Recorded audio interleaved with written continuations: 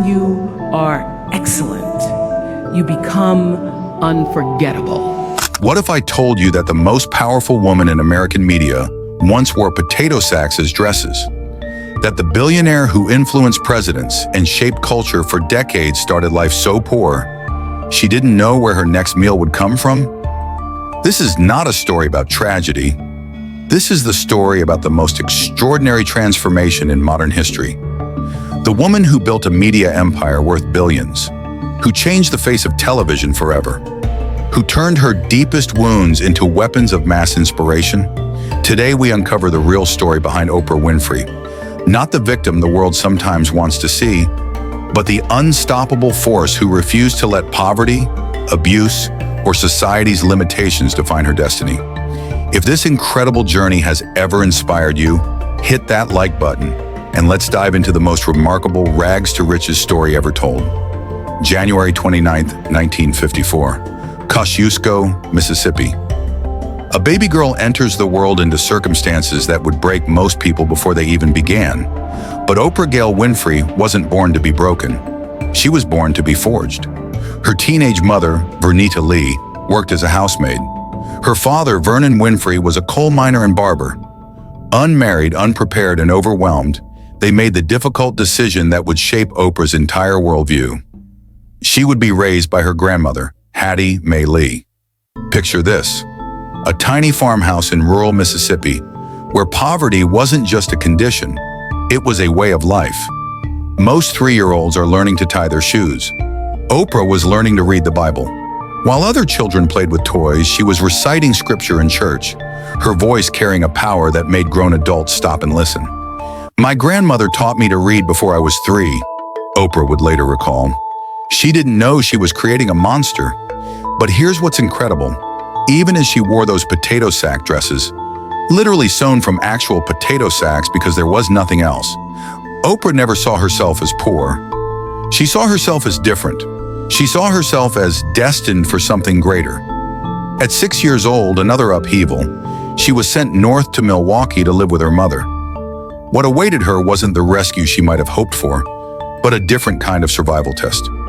Vernita worked long hours, leaving Oprah shuttled between relatives and neighbors, never quite belonging anywhere. The challenges that followed, the betrayals of trust, the loss of innocence, the teenage pregnancy that ended in heartbreak, these weren't just obstacles. They were the raw materials from which Oprah would build her superpower, the ability to connect with human pain and transform it into healing. When her son lived for only a short time, 14-year-old Oprah faced a choice that would define her entire philosophy. Would she let this tragedy define her, or would she define herself? The answer came when she was sent to live with her father in Nashville. Vernon Winfrey was strict, demanding, uncompromising about education. He didn't coddle her pain, he channeled it. Under his roof, there were rules, expectations, and something Oprah had never experienced before: structure that led to opportunity. Turn your wounds into wisdom became her mantra, and from that moment, every setback became a setup for an even greater comeback. 1971, 17 years old. Most teenagers are worried about prom dates and college applications. Oprah Winfrey was already rewriting the rules of what was possible. The Miss Black Tennessee pageant wasn't just a beauty contest for her, it was her first real stage. And when she won, something clicked. Not the crown itself, but the feeling of holding a microphone, of having people listen, of knowing that her voice could move a room. That victory opened the door to WVOL radio in Nashville. Picture this: a 17-year-old girl still in high school, walking into a radio station and becoming the youngest news anchor they'd ever hired. But here's what makes it legendary. She didn't just read the news, she felt it, lived it, made every story matter. The very first time I sat behind a microphone, she remembered, I knew I was home. The money was barely enough to survive. The hours were brutal. The skepticism from colleagues was constant. But something magical was happening. Oprah was discovering that her greatest asset wasn't her appearance or her credentials. It was her authenticity, her ability to be completely unapologetically herself. By 19, she shattered another ceiling. youngest person and first black female news anchor at WLAC-TV in Nashville. In an era when newsrooms were overwhelmingly white and male, Oprah didn't just integrate, she dominated. But television news, with its cold objectivity and emotional distance, wasn't where she belonged. The breakthrough came in 1978 when she moved to Baltimore to co-host People Are Talking. For the first time, she wasn't just delivering news, she was creating connection. Watch what happened. Within months, this local morning show that nobody cared about became must-see television. Not because of the topics, but because of the host. Oprah didn't just ask questions, she cared about the answers. She didn't just interview guests, she embraced their humanity.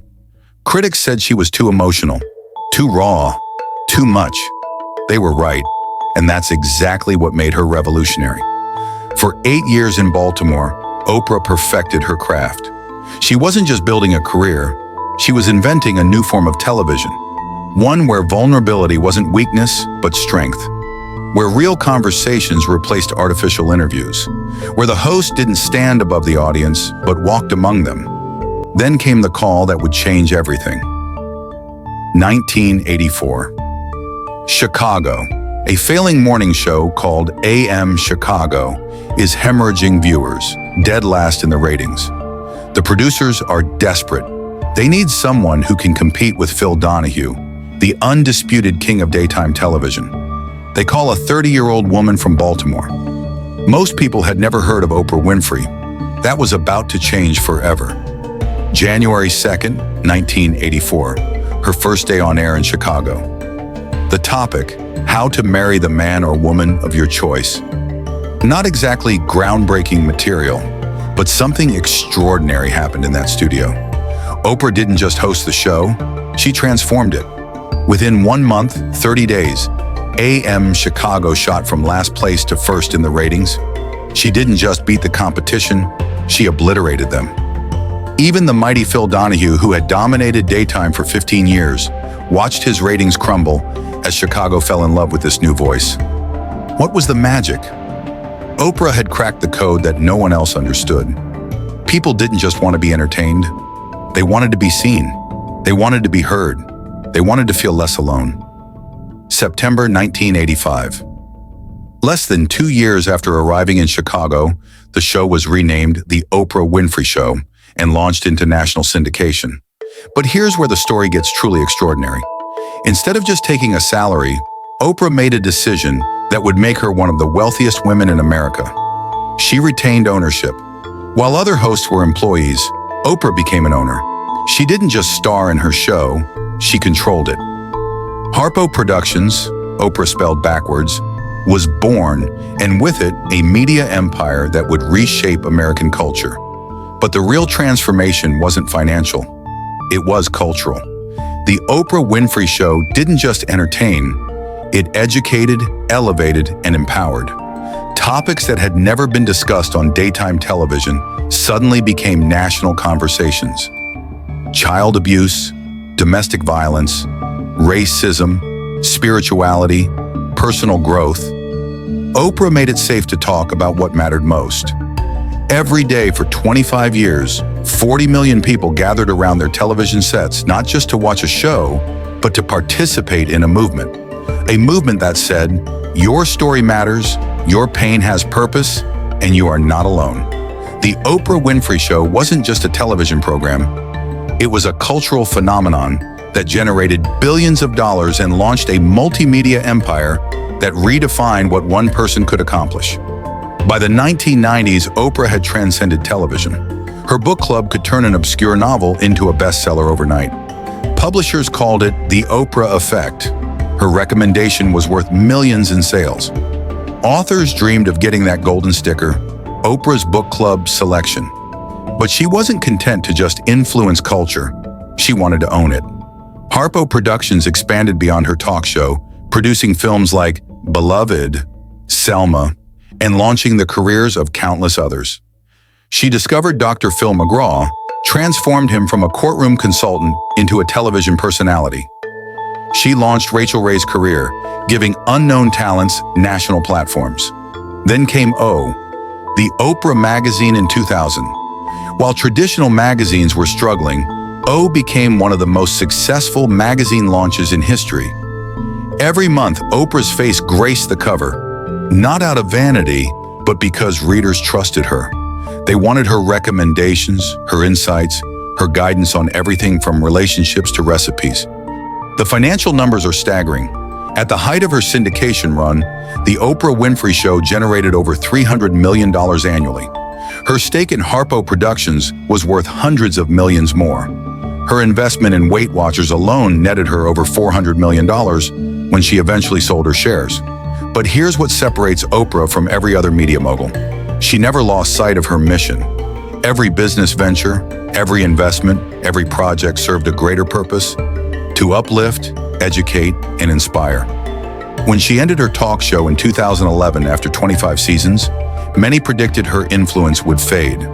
They were wrong. She launched OWN, the Oprah Winfrey Network, proving she could succeed in the cable era. She partnered with Apple TV Plus for exclusive content. She remained one of the most powerful voices in media, adapting to new platforms while staying true to her core message. With great power comes great scrutiny, and Oprah learned this lesson in the most public way possible. 1998, Beloved. The film adaptation of Toni Morrison's Pulitzer Prize-winning novel wasn't just a movie for Oprah. It was her masterpiece. She poured her heart, her fortune, and her reputation into bringing this story of slavery and its aftermath to the big screen. She invested over $30 million of her own money in marketing. She appeared on every talk show, every red carpet, every platform she could find. She believed this film would be her legacy, her contribution to cinema that would outlast her talk show. Opening weekend arrived. Beloved earned just $8 million at the box office, finishing behind Bride of Chucky. The film that Oprah called The Project I Was Born to Do became one of the biggest commercial failures in Hollywood history. The financial loss was devastating. Over $60 million disappeared, but the emotional cost was even higher. For the first time in her career, Oprah's golden touch had failed her. Critics who had always respected her now questioned her judgment. The woman who could sell millions of books couldn't sell movie tickets. "I felt disoriented and depressed," she admitted later. "I questioned everything about my purpose." But this wasn't just about one movie. Oprah was fighting battles on multiple fronts. Her weight, which had been a private struggle, became a public spectacle. Every fluctuation was documented, every diet attempt mocked. She endured the humiliation of wheeling a wagon of fat onto her own stage, thinking it would symbolize victory, only to have it become a symbol of vulnerability. Tabloids turned her body into headlines. Paparazzi stalked her for unflattering photos. The woman who had made it safe for others to be vulnerable found her own vulnerability weaponized against her. Then came the lawsuits. The most famous was from Texas cattlemen who sued her for $11 million after she made comments about beef during the BSE, mad cow disease scare. She had to relocate her entire show to Texas, fighting for her right to free speech while maintaining her composure on national television. Each challenge could have broken her. Instead, they revealed her true strength. Not the absence of failure, but the courage to rise from it. Behind the public triumphs and failures was a private woman navigating love in the glare of constant attention. Her early relationships taught her hard lessons about trust and compatibility. The college romance with William Bubba Taylor showed her what young love could feel like.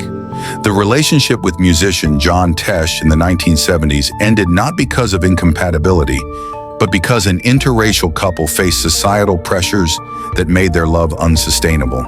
Then came Roger Ebert, the famous film critic. Their brief relationship might not have lasted, but it produced one of the most valuable pieces of advice in television history. Over dinner, Ebert suggested she take her show into national syndication, advice that would make her hundreds of millions of dollars. But the love that defined her life began in 1986 when she met Stedman Graham. In a world where celebrity relationships flame out in months, theirs has endured for nearly 4 decades. What makes it work? Stedman isn't intimidated by her success. He celebrates it. He doesn't need to be in the spotlight. He's content to be her anchor. When they announced their engagement in 1992, the world expected a fairy tale wedding. Instead, Oprah made a revolutionary choice. They would remain engaged but not marry. If we had gotten married, she explained, we would not be together today. The institution of marriage has expectations that I couldn't fulfill. This wasn't about fear of commitment. It was about understanding what worked for them. Their relationship survived because it was built on choice, not obligation. Every day they chose each other without the constraints of traditional expectations. The decision not to have children was equally intentional. After losing her baby at 14, Oprah understood that motherhood requires a specific kind of devotion she wasn't prepared to give. I wouldn't have been a good mother, she said honestly, because I didn't have the patience. Instead of biological children, she became a mother to millions through her influence, her schools, and her mentorship. The Oprah Winfrey Leadership Academy for Girls in South Africa became her proudest achievement. Over 300 young women lifted from poverty and educated at the highest levels. If Oprah's first legacy is media dominance, her second is transformational philanthropy. She's given away over $400 million of her personal fortune, but the impact goes far beyond dollars. At Morehouse College, her scholarships created hundreds of Oprah's men, young Black men who might never have afforded higher education. Today, they're doctors, lawyers, educators, and leaders, each one a testament to what's possible when someone believes in your potential. The Leadership Academy for Girls in South Africa represents her deepest commitment. Starting with a $40 million investment, she built a world-class educational facility for girls from the most disadvantaged backgrounds. The graduation rate is nearly 100%. Most graduates attend top universities worldwide. She didn't just build a school, she broke cycles of poverty that had lasted generations. When Hurricane Katrina devastated New Orleans, Oprah didn't just write a check, she showed up. She used her platform to hold officials accountable, her resources to provide immediate relief, and her voice to ensure the world didn't forget. The 2023 Maui wildfires saw her spring into action again. Partnering with Dwayne Johnson, she created the People's Fund of Maui, distributing nearly $60 million directly to families who lost everything. No bureaucracy, no delays, just immediate help when it was needed most. But perhaps her most significant contribution is less measurable. The conversations she started, the taboos she broke, the permission she gave people to speak their truth. At 71, Oprah Winfrey refuses to slow down. Her approach to aging reflects her approach to everything else. Embrace it, learn from it, and use it to grow stronger. In 2021, knee replacement surgery could have sidelined her. Instead, she used it as motivation to completely transform her health. Daily 3 to 5 mile walks became non-negotiable. Weekend 10-mile hikes became her meditation. She approached physical fitness with the same determination she brought to building her empire. When she decided to use weight loss medication in 2023, she faced it with typical Oprah honesty. No excuses, no shame, just truth. I've been battling this my entire life, and I'm using every tool available to win. Her living situation reflects her evolution. The Montecito estates aren't just luxury, they're sanctuaries. The horse ranch connects her to the earth. The promised land provides space for reflection. The Hawaii properties remind her that stewardship matters more than ownership. Even her transportation choices tell a story. The Gulfstream G650 isn't about showing off. It's about maximizing time and maintaining energy for what matters most. At $70 million, it represents the ultimate freedom for someone who came from nothing. The ability to decide where to be and when. Her current net worth approaches $3 billion, but the number misses the point. Wealth for Oprah has always been a tool, not a goal. Every dollar earned is a dollar that can be invested in change. Today, Oprah Winfrey exists in a rare space reserved for true cultural icons. She's no longer just a media personality, she's an institution. When she speaks, the world listens. When she endorses, careers are made. When she appears, it's an event. The 2018 interview with Prince Harry and Meghan Markle reminded everyone of her unparalleled skill. Nearly 50 million people worldwide watched her navigate the most sensitive royal controversy in decades. She asked the questions no one else could ask, creating the safe space where truth could be spoken. Her continued influence in literature through her book club proves that, in a digital age, her recommendations still matter. Publishers know that an Oprah's book club selection can transform an author's career overnight. The Apple TV Plus partnership demonstrates her ability to adapt to new platforms while maintaining her core mission. Whether it's traditional television, streaming services, or podcasts, her content continues to elevate and inspire. But perhaps most remarkably, she's maintained her authenticity. The woman who sits in boardrooms worth billions is still recognizably the same person who wore potato sacks in Mississippi. Success didn't change her core, it amplified it. What is the true measure of a life well lived? For most people, it's personal fulfillment, family legacy, or professional achievement. For Oprah Winfrey, it's something far more profound. How many lives she touched, how many barriers she broke, how many people she inspired to believe in their own power. The statistics are staggering. 25 years of the highest-rated daytime show in television history, billions of dollars in wealth created and shared, thousands of scholarships awarded, hundreds of young women educated through her academy. Countless conversations started about topics that mattered. But the real impact can't be quantified. It's in the woman who found the courage to leave an abusive relationship after watching Oprah's show. It's in the teenager who pursued education because an Oprah's man came to speak at his school. It's in the reader who discovered their love of books through her book club. It's in the entrepreneur who believed they could build something meaningful because they saw her do it first. Oprah Winfrey didn't just build a media empire, she built a blueprint for transformation. She proved that your beginning doesn't determine your ending, that your wounds can become your wisdom, that authenticity is more powerful than perfection, that one voice speaking truth with courage and compassion can change the world. Her story continues to inspire because it's not a fairy tale. It's better. It's real. It's proof that with determination, authenticity, and an unshakable belief in human potential, anything is possible.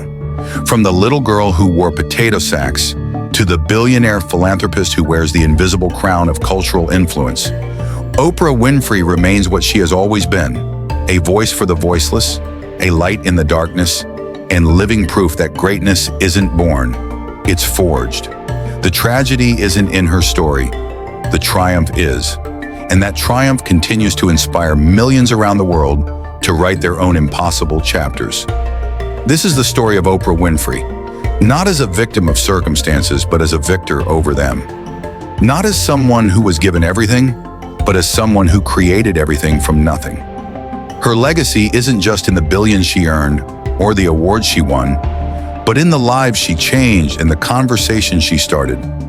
If this incredible journey inspired you, leave a like and share in the comments which moment from her story moved you most.